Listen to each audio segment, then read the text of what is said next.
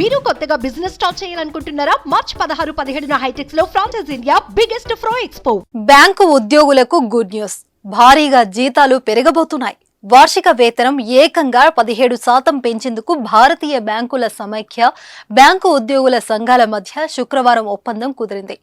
దీనివల్ల ప్రభుత్వ రంగ బ్యాంకులకు ఏడాదికి అదనంగా ఇప్పుడు 8,284 కోట్లు ఖర్చు కానుంది. ఈ వేతనాల పెంపు 2022 నవంబర్ నుంచే అమల్లోకి వస్తుంది.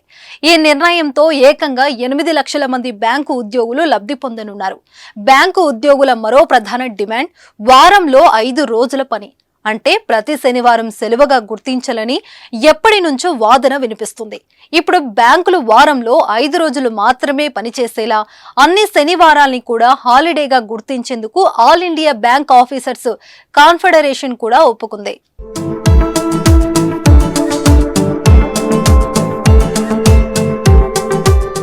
ఇక ఈ నిర్ణయాలకు కేంద్ర ప్రభుత్వం నుంచి అనుమతి లభించాల్సి ఉంటుంది. దాదాపు ఇది ఖరారైనట్లే. అప్పటి వరకు కేంద్ర ప్రభుత్వం అధికారిక నోటిఫికేషన్ విడుదల చేయాల్సిందే. నోటిఫికేషన్ తర్వాత సవరించిన పని గంటలు అమల్లోకి వస్తాయి. ఇక 8,088 డిఏ పాయింట్లను కలిపిన తర్వాత సిబ్బందికి కొత్త వేతన స్కేల్స్ రూపొందించారు.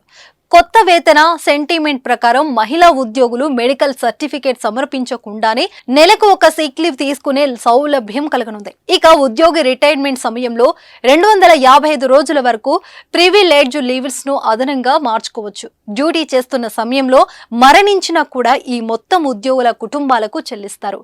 రిటైర్ అయిన ఉద్యోగులకు పెన్షన్ లేదా ఫ్యామిలీ పెన్షన్ సహా నెలవారీగా ఎక్స్ గ్రేషియా కూడా అందిస్తారు.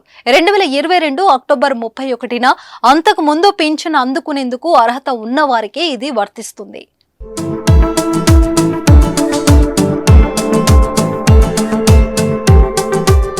ప్రస్తుతం బ్యాంకులు వారానికి 6 రోజులు పనిచేస్తున్నాయి. 2, 4 శనివారాలు సహా ఆదివారాలు సెలవు ఉండగా, ఇక కేంద్రం నోటిఫికేషన్ తర్వాత ప్రతి శనివారం కూడా సెలవు ఉండనుంది. ఇతర ప్రభుత్వ శాఖలు వారంలో 5 రోజులే పనిచేస్తుండగా తమకు కూడా అలాగే కావాలని డిమాండ్ చేయగా ఇన్నాళ్లకు అది నెరవేరబోతుంది. మరోవైపు కేంద్ర ప్రభుత్వం గురువారం రోజు ప్రభుత్వ ఉద్యోగులకు డిఆర్ఎస్ అలవెన్స్ డిఏ పెన్షన్లకు డిఆర్డిఎన్ఎస్ రిలీఫ్ మరో 4% పెంచుతున్నట్లు ప్రకటించింది. గతంలో ఇది 46%గా ఉండగా ఇప్పుడు 50%కి పెరిగింది. దీంతో టేక్ హోమ్ సాలరీ పెరగనుంది. 50%కి డిఏ చేరగా ఇతర అలవెన్స్లు కూడా పెరగబోతున్నాయి. ఈ సమయంలోనే మరోవైపు బ్యాంకు ఉద్యోగులకు జీతం పెరగనుండటం, శనివారం కూడా ఆఫ్ ఉండటం ట్రిపుల్ ధమాకా అని చెప్పవచ్చు.